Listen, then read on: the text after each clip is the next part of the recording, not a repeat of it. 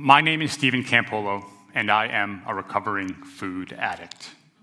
And it is this food addiction that led to an eating disorder that almost killed me.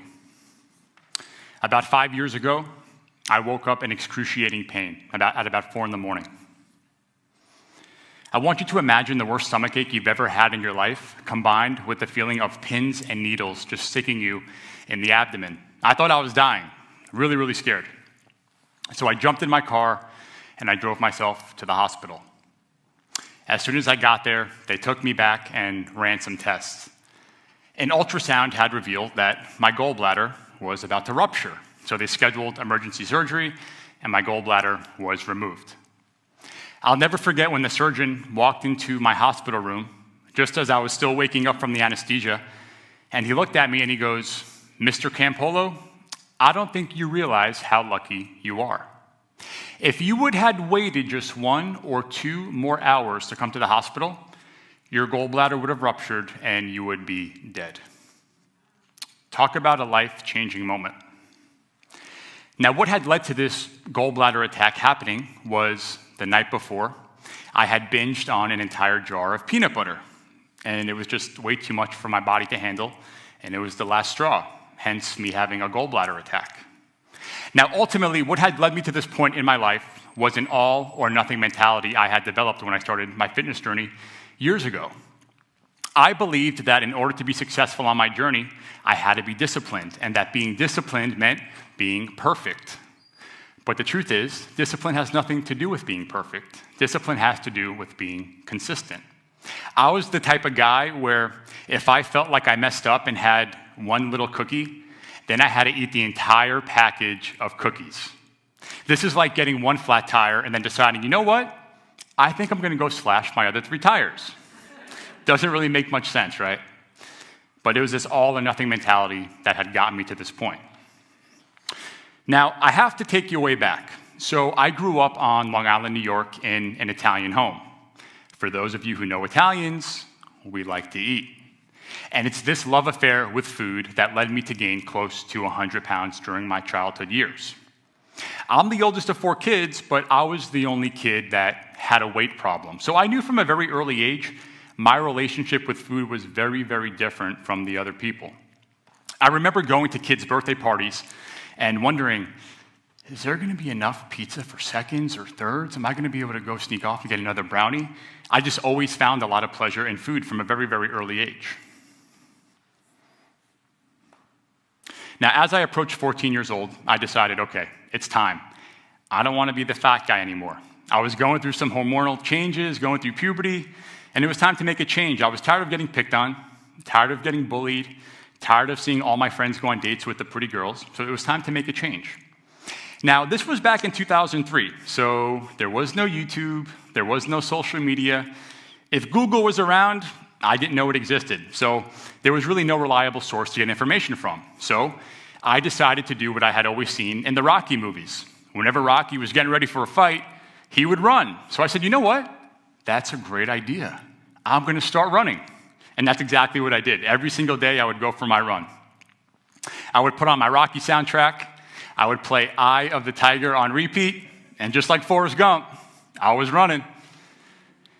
Along with running every single day, I put myself on a very restrictive diet consisting of chicken and broccoli. Because I figured, well, how could anyone go wrong with chicken and broccoli? But it was this restrictive way of eating that was actually going to harm me down the road. Now, this plan did work in the short term. I lost about 50 pounds within the first 3 months, and over the coming year, I was down about 100 pounds. So I was really, really happy with that. Now, what most people do when they want to lose weight and start a fitness plan is they restrict their food greatly, but then they want to exercise more, okay? That's equivalent to putting less fuel in your car, but then wanting to drive it more. Well, it's only going to be a matter of time before your car breaks down, right? And that's exactly what I was doing to my own body. I was exercising a lot, but I wasn't giving my body enough food, and my cravings were going through the roof, my hunger hormones were going wild, and it just wasn't very sustainable. The ironic thing is that my binge eating disorder didn't start until I began my weight loss journey. You see, when I was younger, I just loved to eat, so I ate. but I didn't classify foods as good or bad. The National Eating Disorder Association says that the strongest risk factors for binge eating is defined by something called perfectionism. And they say that perfectionism means setting the bar so high for yourself that the second you don't meet that standard, you feel like a failure and you want to self-sabotage. And this is exactly what I was doing. Monday through Friday, I was on my game. I was working out every day. I was doing my running. I was following my restrictive diet. But when the weekend would come, all bets were off. I would eat anything and everything. And typically by Sunday, what would happen is I would feel disgusted with myself, and I just wanted Monday to get here so I can get back on my diet again. This is called the Monday diet. Are any of you familiar with that? Little did I know I was going to be on this journey for the next 15 years. When I turned 15 years old, my family decided to move from New York down to Florida. And my dad got me a job at Gold's Gym. Now for me, I was in heaven, because at this point in my life, I had just lost about 100 pounds. So I had a lot of loose skin, and I looked like a melted candle. So I said, all right, I got to do something about this. Now I want to build some muscle like Arnold. I want to get strong. I want to become a macho man. So being at Gold's Gym was a great opportunity for me, because there were all these personal trainers and all these coaches. So now I could absorb all this information from them and learn how to build my body. And around this time, I met my first bodybuilding coach. And after working out with him a few times, we decided to get me ready for my first teenage bodybuilding show, which just happened to be 6 months away. So for 6 months, I was all in. I was following this very, very strict diet. I was doing my cardio. I was working out every single day. I had to be ready, because within 6 months, I was going to be standing on a stage just like this in nothing but my Speedo, practically half naked, in front of my friends, family, and hundreds of other strangers. So there was no margin for error. I was fully committed. Leading up to the show, about a few weeks away, I found myself going on the McDonald's website and just staring at the burgers and staring at the fries and imagining holding this burger in my hands and taking a bite out of it.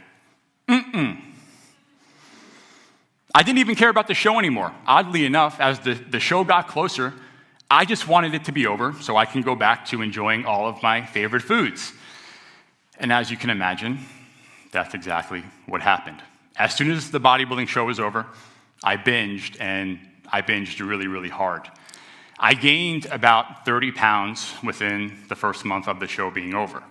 Now, I still didn't think I had a problem, because I just told myself, well, you know what, Stephen? You just dieted really hard for this show. You depleted yourself, so your body needs these extra calories. It's okay to binge. It's okay to eat a lot more food. So I still didn't really think I had a problem. Years later, my mother was diagnosed with stage 4 colon cancer and given just 1 year to live. This was something that was really hard on me and my family.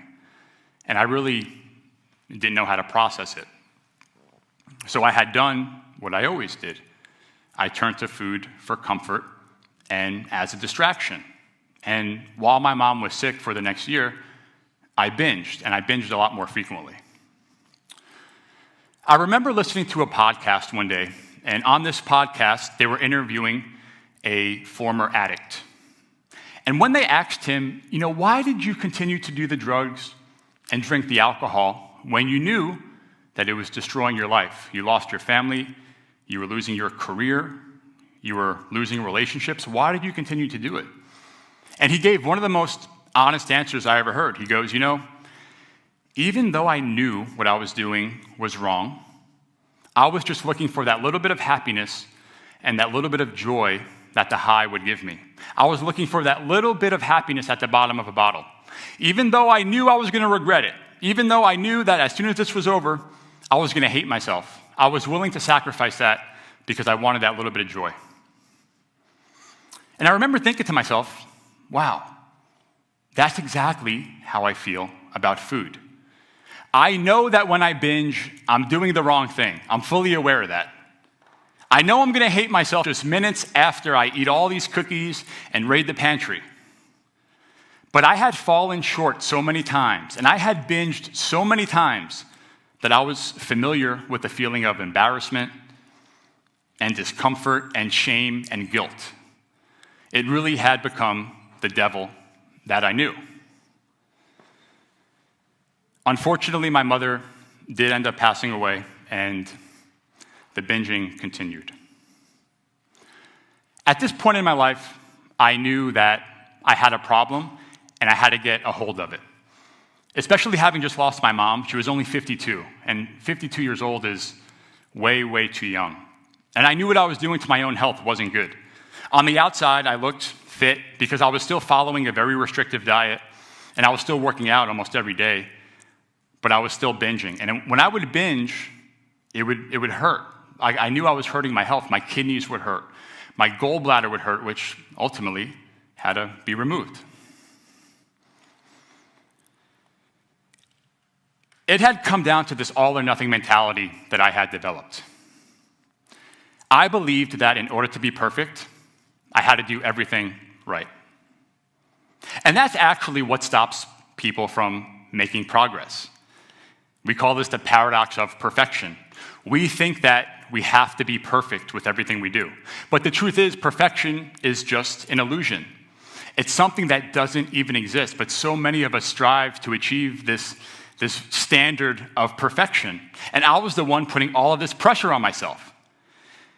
At this point in my life, I had tried a lot of things. I met with therapists and eating disorder counselors, and I knew people that had success with those things, but it didn't work for me. I bought all of the books you can imagine on binge eating and eating disorders, but nothing really seemed to click. And then one day, I just thought to myself, why don't I just change my relationship with food? I'm the one putting all this pressure on myself to be perfect, but again, perfection is something that doesn't even exist. It's just an illusion. We've been taught our entire life that you can't have your cake and eat it too. Well, I am here to tell you that you can, and you should. And that's actually how you get the best results. So today, I want to share a few ways with you that you can move from the idea of trying to be perfect and get on a path to start making more consistent progress. First, you want to set a realistic time frame for yourself.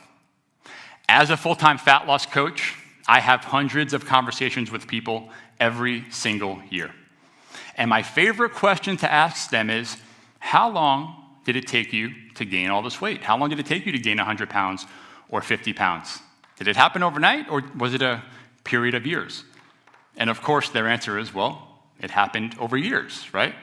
I always like to say, no one ever got in shape from having one good meal, and no one ever got fat from having one bad meal, right? It's usually a culmination of the things that we're doing consistently. But yet people want to do these extreme things, and they want to lose the weight overnight, which isn't very realistic. So I always say, give yourself a realistic time frame. You didn't gain the weight overnight, you're not going to lose it overnight. So start setting long-term goals and take all that pressure off of yourself. Secondly, you want to embrace failure. When I first started my fitness journey years ago, I looked at failure as a death sentence. I thought that if I slipped up just a little bit and had a Hershey Kiss or had a little piece of candy, that it was all over. I was a failure. I was ruined. But the truth is, failure is part of the process. And even when I begin working with a client today, I always tell them from the very beginning, listen, you're going to fall off track. You're going to fail. We're all human. It happens to all of us. And don't be surprised when it does, because it's going to happen. However, your success will be dictated upon recognizing that you messed up and then course correcting quickly. My most successful clients are the ones that acknowledge that they messed up a little bit, they get back on track, they forget it happened, and now they're moving on. Don't allow one little slip up to become 2 or 3, and now a week or a month has gone by, and you've self-sabotaged and you're back at square one. Embrace failure. It's part of the process. And third, you want to do less and not more. Having been involved in fitness now for close to 20 years, I see it all the time. When people want to start a fitness journey, what do? They want to do a million things at once. They want to go from 0 to 100 miles an hour. They want to cut sugar, cut the bread, cut carbs. They want to do yoga, run 10 miles a day, lift weights. They set the bar so high for themselves, and then by the second or third day, when they can no longer sustain this new lifestyle, they feel like a failure, and they're usually pulling into a McDonald's drive-thru, right? Because they set the bar so high for themselves. You don't have to do that. To be successful on your fitness journey, you just have to do a few things, but do it consistently over time. Get your steps in every day. Go for a walk. Work out 3 to 4 days a week. Follow a well-balanced diet. If you could do these things, but do it consistently, you're going to be way ahead of the game. Before I leave you today, I want you to identify an area of your life where maybe you've been trying to be perfect and setting the bar so high for yourself. And instead of trying to achieve this level of perfection, start aiming for consistent progress. Because it's the little things that we do every single day that create ripples in our life. And these ripples ultimately compound into tidal waves of progress months and years down the road. So stop trying to be perfect and start trying to be consistent, because consistency always compounds. Thank you.